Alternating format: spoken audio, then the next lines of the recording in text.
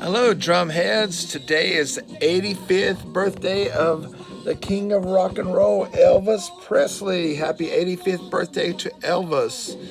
It's hard to imagine what rock and roll, what music would be without the king of rock and roll, Elvis Presley.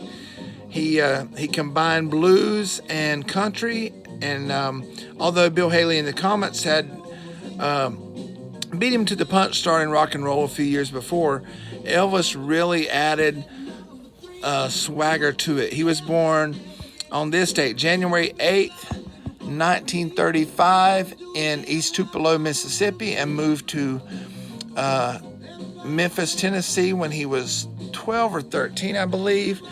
And and so he really got the blues sound, living in Mississippi and Tennessee, Memphis, Tennessee, Mississippi Delta, where Beale Street, home of the blues, all that is. And so Elvis he combined blues and country and rock and roll better than anybody. And initially, they thought he was black because when I first heard Adele sing "Rolling in the Deep," I thought she was black. Same thing, because she sounded so black and so soulful. And when Elvis came out, they thought he was black. He had his first single was an old Arthur Crudup song by the name of "That's All Right, Mama." Came out in 1954. He tried out for the Grand Ole Opry, and he was a truck driver like myself, and the Grand Ole Opry told him to go back to driving trucks, and he never played at the Grand Ole Opry, no matter how big he made it then. He was so insulted, he never went back to the Grand Ole Opry. He played on the Louisiana Hayride in 1954 and 55 and toured with Hank Snow, and then his big break came in 1956 when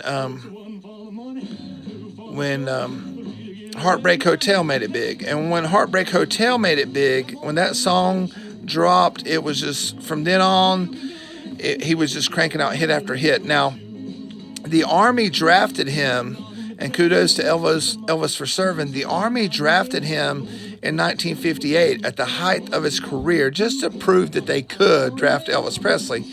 And you know what? They sent him to Germany to serve, and that's where he met his beloved Priscilla, 10 years his junior. And he would not take any preferential treatment. They could have, they could have, they actually were gonna give him star treatment because he was poster boy for the Army, but he's like, no, I want to be treated just like any other soldier. And he served 2 years there. Thankfully, he had recorded enough songs before he went into the Army in 1958 that RCA kept cranking the hits out for him one after another. The whole time, 1958 to 1960, he was gone in the Army. RCA was just cranking out one Elvis hit after another, even though he couldn't tour at the time because he had such a catalog already recorded. Then, in 1957, he did his first movie, Love Me Tender. And then when he came back from the Army in 1960, he did GI Blues. He moved to Beverly Hills, California. He still had his home, Graceland, but he moved to Beverly Hills, and he went into a movie period. He went into the movies in the early 60s. But RCA was still recording hits for RCA up until about 1964, where "Crying in the Chapel" was his last top 10 hit was "Crying in the Chapel" in 1964. Then he was like full-time movies. All right, and then in 1968 he came out in leather, and same year his daughter Lisa Marie was born. He came out in black leather, looking as great as ever, and he had it all. He had so much talent God gave one person. He had probably the best baritone ever, maybe one of the best voices ever. He had the looks. If I could choose any guy that I've ever seen a picture of that I could probably want to look like, it would either be Elvis Presley or Tom Brady. Probably Elvis, though. Elvis was just the coolest. He had the looks, he had the talent, and he could dance. He was like the first great rock and roll singer that could dance. There were, you think of the great dancers in rock or pop music, you think of Elvis Presley, or at least for guys, you think of Elvis Presley, James Brown, Michael Jackson, and Prince. And then there's been lots of ladies, that were good dancers as well that sang. But anyway, I think rock and roll would have lasted without Elvis, but he really gave it the, jet airplanes were the norm by that time, especially in the military. And Elvis and, Sputnik in 1957 went up in space. So the space race between America and Russia was on. And Elvis, he sent rock and roll into the space race, I do think it would have lasted, but it wouldn't have never been as big as it is if it wasn't for Elvis Presley. His lead guitarist, Scotty Moore, who we lost a few years ago, his bassist, Bill Black, and his thumping drummer, DJ Fontana, in the 50s. Now later, when he did his comeback, he had a whole new band. They were way more polished. You had James Burton on electric guitar, on lead guitar. I met James Burton before, because after Elvis died, he went to play for Jerry Lee Lewis.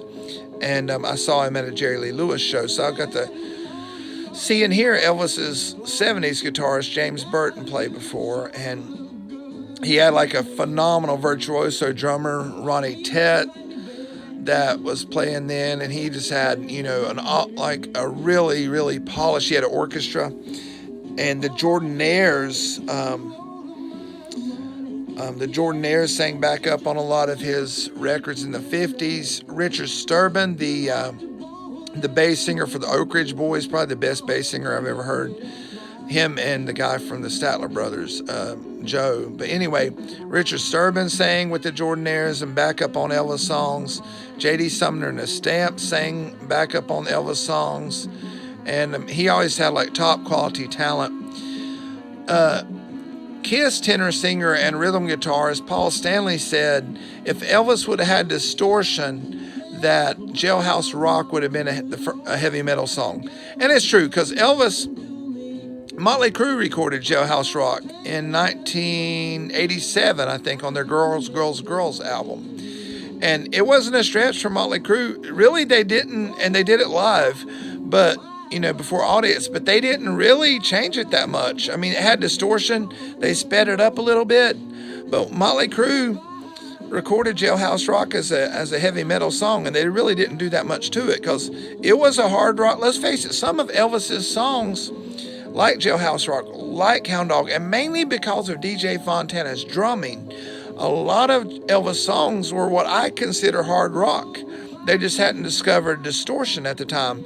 And Elvis's vocals on his rocking songs, like Jailhouse Rock, were definitely like metal style vocals. He was like almost yelling out the vocals. And so yeah, he was such a pioneer in so many ways. And then he made his comeback in 1968. 1969, he had his last number one hit with Suspicious Minds. And by this time, he was into the big jumpsuits and doing the karate moves on stage, because he was a black belt in karate. And I remember, I was born in 1970, and my dad was an Elvis fan. My parents came up in the 50s, and I remember when Burning Love came out in 1972. I was like a toddler, 2 years old, but I remember hearing that on the radio when I was a kid. I remember there was another one that came out later than that. It was not a big, Way On Down. It must have came out when I was like 4 or 5. It was probably the last Elvis single or Elvis hit, although it wasn't as big as Burning Love. And the bass singer said, way on down, way on down. But yeah, I remember my dad and me singing that one when I was a kid. And I remember when Elvis died, I was in second grade, August 16, 1977. And I never saw my dad shed many tears, ever. He got more emotional after he had his stroke and before he died. But before that, I never hardly saw my dad cry, except when his mother died. And but when Elvis died, Dad got a tear in his eye. I'm not saying he was boo-hooing or had tears streaming, but he had a tear in his eye when we saw that on the news. And he said there'll never be another one like him. He will never be replaced. And you know what? Dad was right. There's never been another Elvis Presley and never will be. Oh, and in second grade, all the kids, I didn't have one, but a lot of the kids and a lot of people were wearing, it was like a Carolina blue shirt with the picture of Elvis in the center as a t-shirt. And it said Elvis Presley, January 8th, 1935 to August 16th, 1977. And then it says The King Lives On. Those shirts were real popular there right after he died. But anyway, y'all celebrate the king of rock and roll. Elvis Presley was born, there he is on his Harley, was born 85 years ago today, January 8th, 1935. Oh, and also this day in history, on Elvis's 12th birthday, David Bowie was born. Now, David Bowie was, of course, nowhere as near as big as Elvis, but he was very innovative and very artistic in his own way. And brilliant guy. He's actually the richest rock star ever, David Bowie is, but not because of his music, because of his investments. He invested his money, and he was brilliant, and he had more money than like any rock star because of his investments. I wasn't a big Bowie fan. I do like China Doll or China Girl, Let's Dance, which featured Stevie Ray Vaughan on guitar, and Changes, and Suffragette City. But you know, Bowie was a little weird, but I liked a lot of his stuff. And the whole bisexual thing, the transvestite thing that he did in the early 70s, he said that was all the drugs. And I've heard it in recovery groups too, that a lot of people, that is nothing but the drugs that caused him to do that. Like when Bowie got clean, he repented from all that mess. He married Iman, a supermodel, and they were married like 20, 30 years at the time of his death. So anyway, he had actually pretty cool testimony, and his last album they released just a few days before his death. The single off of it starts with "I'll See You in Heaven." So he died of cancer in 2016. The same month that Merle Haggard and Glenn Frey of the Eagles died. I mean, it's like in 2 weeks' time, 3 super legends of music died. Glenn Frey of the Eagles, David Bowie, and Merle Haggard, country superstar. But sounded like Bowie was prepared to meet the Lord. You know, he said, "I'll see you in heaven." So I do hope he made his peace with God. I believe Elvis did. You know, Elvis was a born-again Christian. He had a lot of struggles like all of us do. But I believe he loved the Lord and is in heaven with Jesus now. And so you never know the day or the hour. So for the Lord's return or for your death. So, you know, let's all make sure we're prepared to meet the Lord Jesus Christ, to whom every knee will bow. Please do it on this side before it's too late.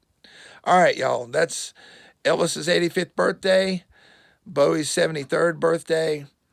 And that's what happened this day in music history. Y'all have a blessed one. I'll talk to you later. Peace.